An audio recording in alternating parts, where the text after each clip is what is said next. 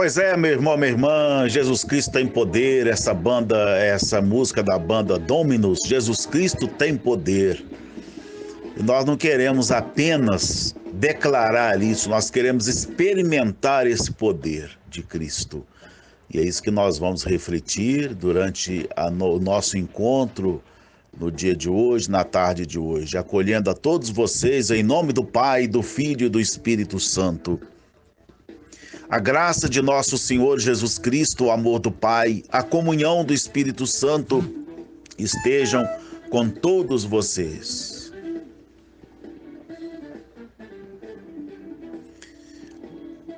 Vamos nos colocar em sintonia com esta palavra, abrindo-nos inteiramente à comunicação de Deus, não a comunicação do Padre Mário. Seria muito pequeno se eu comunicasse a mim mesmo aqui.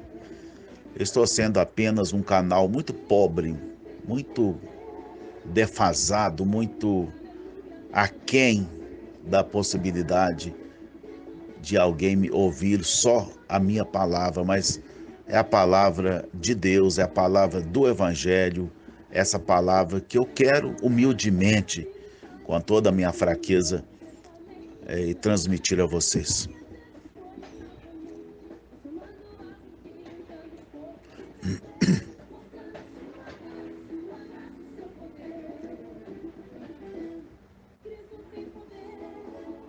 Vamos então à nossa oração de hoje. Hoje é o primeiro dia de setembro, hein?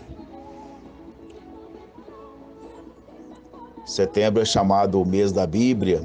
Eu não gosto muito desses nomes, essas nomenclaturas, não, viu? Eu acho que é igual falar hoje é dia de comida. Não, de comida é todo dia, né?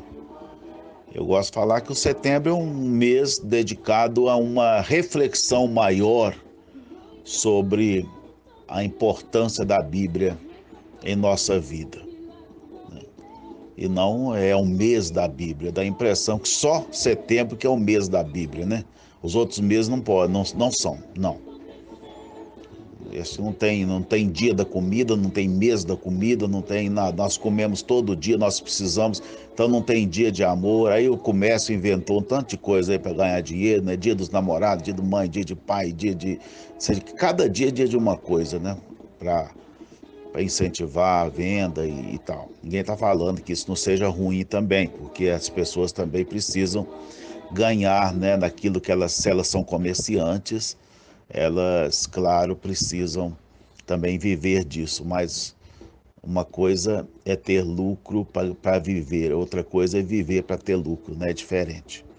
Então a vida da gente está crivada de coisas que mais é para dar lucro do que realmente o valor daquilo que é celebrado, porque todos os dias dia de mãe, todo dia é dia de pai, todo dia é dia de avô, todo dia é dia da Bíblia, né? Quer dizer, a gente tem que ser sal, né? Misturar na massa, não sal empedrado, não é uma pedra só, e não, é tempero. Nós temos que ser temperados por tudo isso, né? Pelo amor de Deus e o amor às pessoas, e todo dia é dia de Deus, todo dia é dia da palavra, todo dia é dia da gente refletir um pouco e levando a nossa vida, né? Mas o mês da Bíblia, setembro é chamado mês da Bíblia, como eu disse para você, dessa forma equivocada aí, né? Um mês dedicado a reflexões sobre a importância da Bíblia, porque nesse mês de setembro, dia 30 de setembro, homenageamos São Jerônimo, aquele que traduziu a Bíblia para o latim. O latim era a língua mais usual na época, né? Língua da igreja, língua litúrgica. Então, foi chamado de Vulgata, que vem da palavra vulgar, não no sentido depreciativo, né? No sentido popular, né? Popularizou mais a Bíblia, deu acesso à Bíblia. O Antigo Testamento era em hebraico, o Novo Testamento em grego, e ele então passa para o latim. Depois do Concílio Vaticano II, etc., houve várias, né? A Bíblia foi traduzida na linguagem própria de cada povo. Bom, mas vamos então a essa oração de hoje. Convido você a fazer essa oração comigo. Deus do universo, fonte de todo bem, derramai em nossos corações, Senhor, o vosso amor. Estreitai os laços que nos unem convosco, para alimentar em nós o que é bom, guardar com solicitude o que nos destes, por nosso Senhor Jesus Cristo, vosso Filho, na unidade do Espírito Santo. Preparemos-nos então para o nosso evangelho, o trecho do evangelho de hoje, né? Continuando Lucas. O Senhor esteja convosco. Proclamação do evangelho de Jesus Cristo segundo São Lucas. Lucas 4, 31 a 37. Nós damos continuidade ao capítulo 4 de Lucas. Lembrando que o Evangelho de Lucas ele é escrito numa disposição, numa estrutura de caminho, né? É a ida de Jesus a Jerusalém, é esse caminho de encontro ao sacrifício definitivo, né? Jerusalém, ele ia se entregar, então até ir lá ele tem essa caminhada com Jesus, né, que o Evangelho de Lucas coloca. Ao longo dessa caminhada, as coisas vão acontecendo e tudo, né? E vamos ver quem que resta até o fim, né? No começo agora, as multidões estão alvoroçadas e tudo, e vamos ver lá no fim, quando ele estiver na cruz, o que vai acontecer, quantas pessoas estavam lá. Pois é, então vamos... diz o Evangelho, naquele tempo, Jesus desceu a Cafarnaum, cidade da Galileia, e aí ensinava-os aos sábados. As pessoas ficavam admiradas com seu ensinamento, porque Jesus falava com autoridade. Na sinagoga havia um homem possuído pelo espírito de um demônio impuro que gritou em alta voz: "O que queres de nós, Jesus Nazareno? Vieste para nos destruir? Eu sei quem tu és. Tu és o Santo de Deus." Jesus o ameaçou, dizendo: "Cala-te e sai dele." Então o demônio lançou o homem no chão, saiu dele e não lhe fez mal nenhum. O espanto se apossou de todos e eles comentavam entre si: "Que palavra é essa que manda nos espíritos impuros com autoridade e poder e eles saem?" E a fama de Jesus se espalhava por todos os lugares da redondeza. Palavra da salvação. Nós vimos ontem, Jesus estava na sinagoga de Nazaré, na sua terra. Ali ele não teve aceitação não, né? Ao contrário, né? Viram que ele falava uma série de coisas boas, ficavam admirados, mas não acreditaram nele, não viram nele autoridade. Por quê? Porque o coração duro, o menosprezo, porque Jesus era de lá também, todo mundo conhecia, né? E tem até um ditado aí, um profeta não é profeta na sua própria terra, né? E então ali não pôde fazer nada, ao contrário, quando ele pegou de frente com eles quiseram matar Jesus, jogá-lo no precipício, mas ele caminhou pelo meio deles e seguiu o seu caminho, né? Esse caminho agora continua. Ele agora está em Cafarnaum. Cafarnaum, na sinagoga de Cafarnaum, onde ele foi a terra dele, a cidade dele, né, de Jesus. E ele estava na sinagoga de Cafarnaum. Quem foi com a gente a Israel lembra que nós fomos visitar essa sinagoga de Cafarnaum. Só que a que tem lá hoje não é essa do tempo de Jesus, né? Tem as pedras ainda do alicerce da antiga sinagoga, que é aquela que Jesus frequentava, que fala aqui no Evangelho, mas a que está lá hoje, os vestígios, né? A ruína da que está lá hoje não é do tempo de Jesus, mas só pelo fato de saber que ali era a sinagoga, que ali era a cidade de Jesus, que é ali que ele morava e tudo, a gente dá uma energia muito grande, né? Muito forte. Muito bem, então deixando essa parte aí turística, histórica para lá, vamos ao Evangelho, né? Muito bem, então Jesus estava ali na sinagoga de Cafarnaum e as pessoas no sábado também, e as pessoas ficavam admiradas com seu ensinamento, porque ele falava com autoridade. E essa autoridade dele, ela foi demonstrada quando, mais incisivamente, quando ele expulsa um espírito impuro, um demônio. E ele gritava com alta voz: que queres de nós, Jesus Nazareno, né? Vieste para nos destruir. Isso é o homem falando, né? Quando a pessoa está cheia de bobagem na cabeça, no coração, ela fala tanta asneira, né? Então é o homem que falava, né? Eu sei quem tu és o santo de Deus. Aí Jesus ameaçou esse espírito, mandou ele calar a boca, né? E então o homem caiu no chão e enfim, e depois voltou ao normal. Todos ficaram admirados com aquilo e o que eles falavam era o seguinte: olha, ele manda nos espíritos impuros com autoridade e eles saem.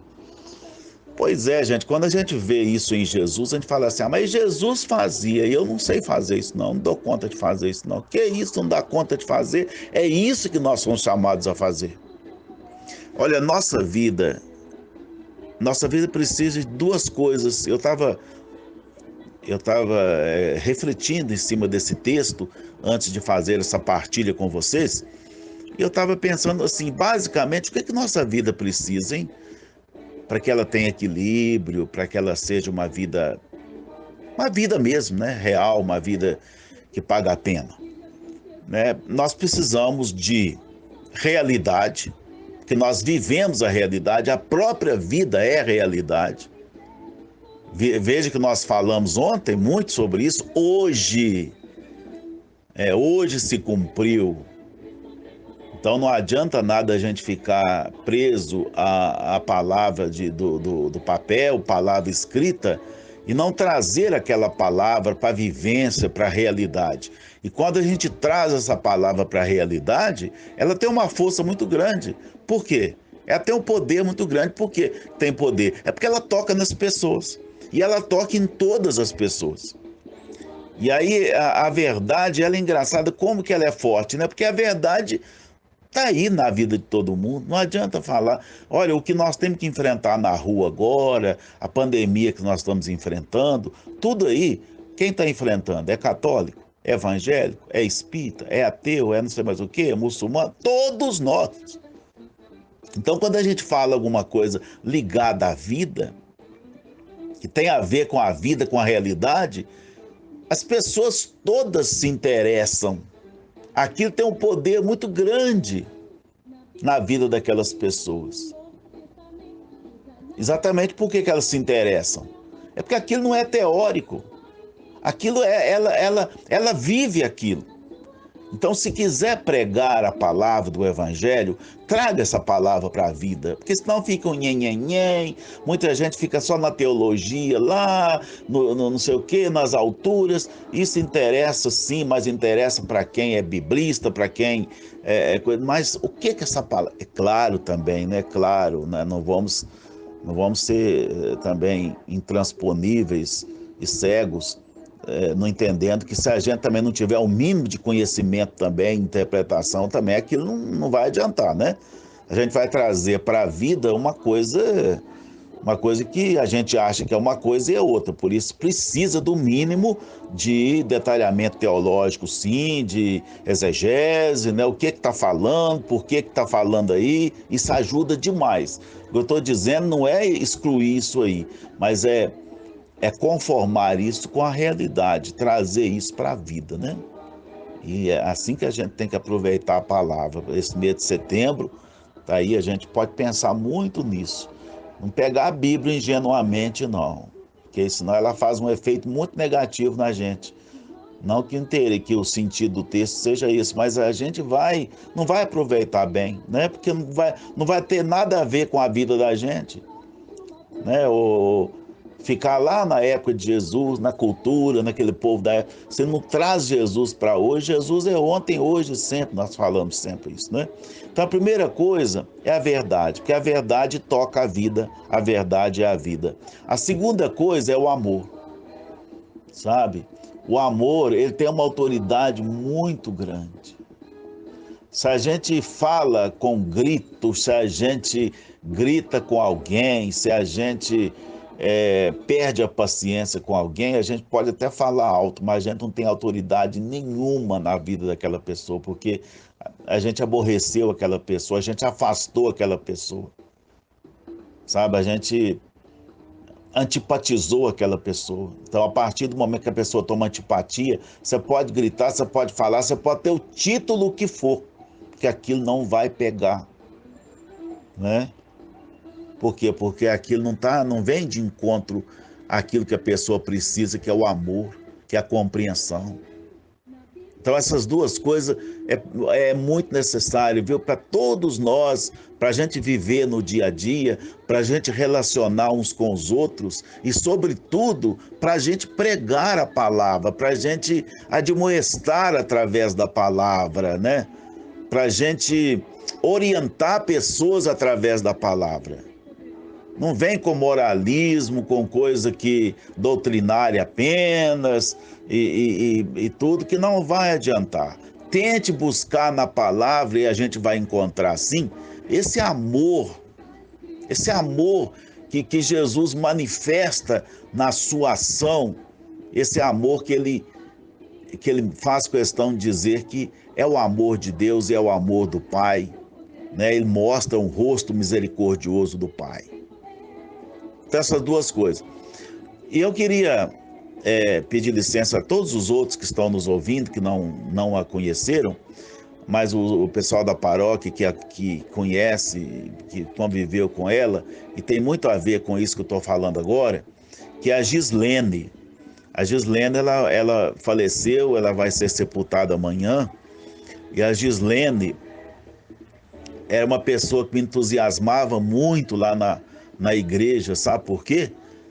A última coisa que ela me disse, ela mudou da paróquia e ela disse: padre, eu não posso ficar sem vir aqui porque a sua palavra me toca muito.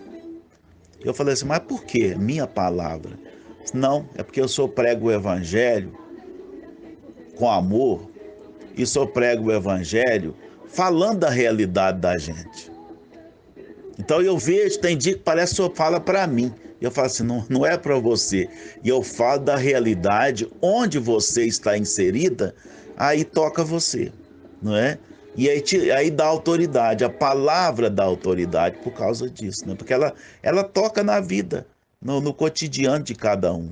E todo mundo precisa viver, então a pessoa presta atenção na palavra.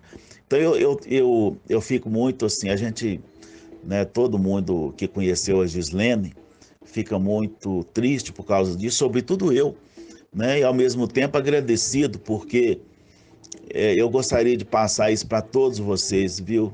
Eu acho que não é só a Gislene, não.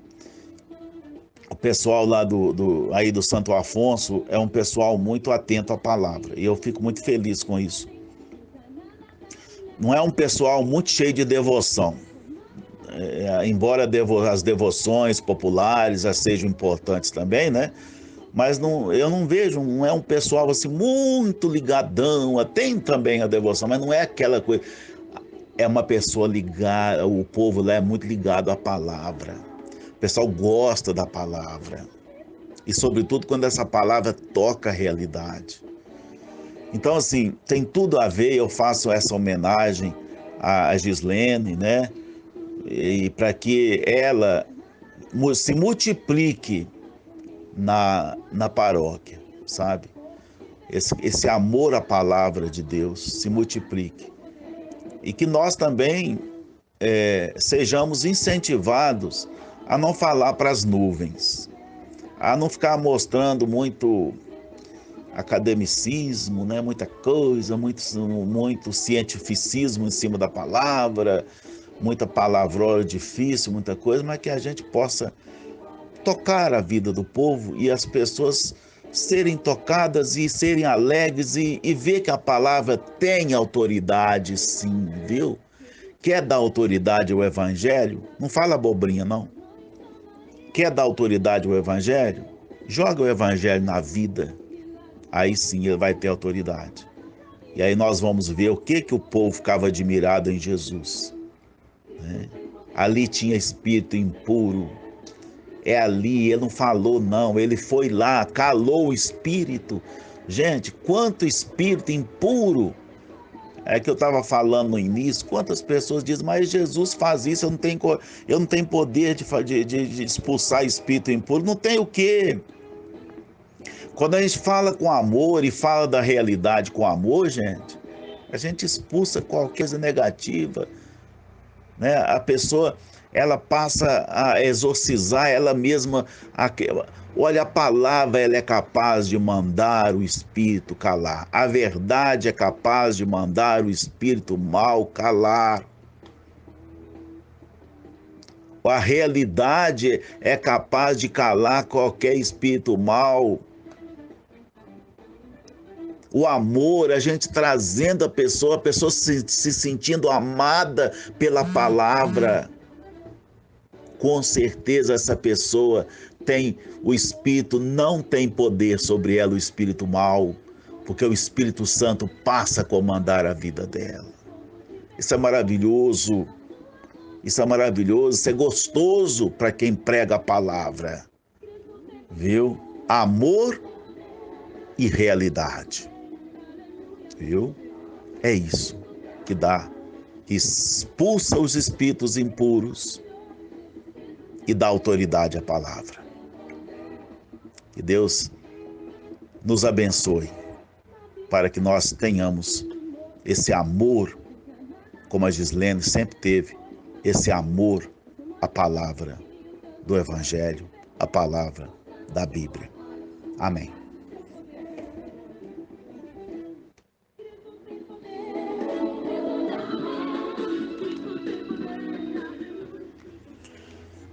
Meu irmão, minha irmã, vamos então nos colocar diante do poder dessa palavra. Você que está me ouvindo agora, fale assim no seu pensamento, com seu coração. Essa palavra vai me expulsar, vai expulsar a minha tristeza, vai expulsar meus maus pensamentos, vai expulsar o meu desânimo, vai expulsar a minha maledicência, vai expulsar tanta coisa que quer impedir a minha vida, tanta coisa contrária, ou seja, demoníaca, é contrária, satânica, ou seja, aquilo que é contrário à proposta de Deus na minha vida. Eu quero que essa palavra transmita à minha vida o amor que o Senhor tem por mim. Eu quero buscar força nessas palavras. Quero aproveitar Gilberto, Fausta, todos os seus familiares aí,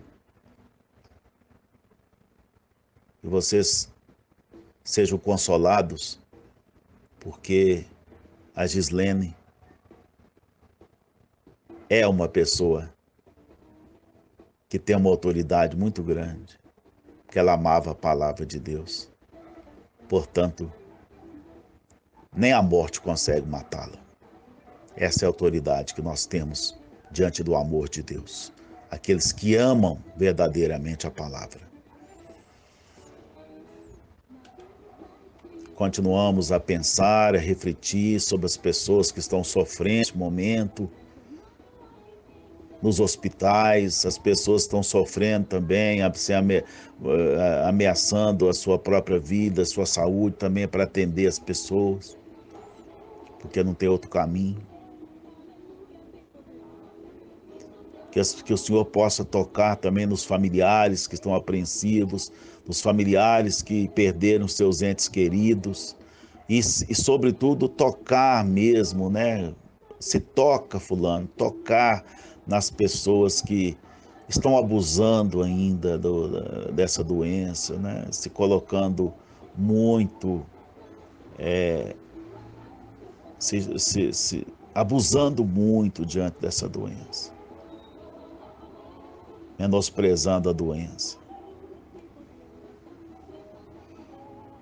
desdenhando, né, a doença. Não.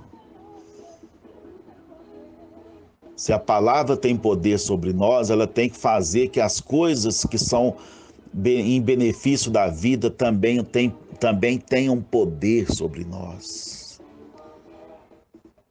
Poder da palavra sem poder de vida não tem valor nenhum. Que o Senhor abençoe, que o Senhor proteja, que o Senhor dê força a cada um de nós e que essa palavra também nos ajude. Isso vos pedimos, ó Pai, por Jesus Cristo, vosso Filho, que vive e reina na unidade do Espírito Santo. Amém. O Senhor esteja convosco, mas sempre está, né? Mas antes vamos à leitura de hoje. A nossa oração final. Eu peço a vocês todos que façam essa oração comigo. Senhor, nós estamos restaurados, Senhor. Restaurados pela vossa palavra. Por isso nós vos pedimos, ó Deus, que este alimento da palavra, da caridade, do amor, da verdade, fortifique os nossos corações e nos leve a vos servir em nossos irmãos e irmãs, por Cristo nosso Senhor. O Senhor esteja convosco. Abençoe-vos o Deus Todo-Poderoso, Pai, Filho e Espírito Santo. Desça essa bênção sobre todos e todas e permaneça para sempre. Amém. E até amanhã, na graça de Deus.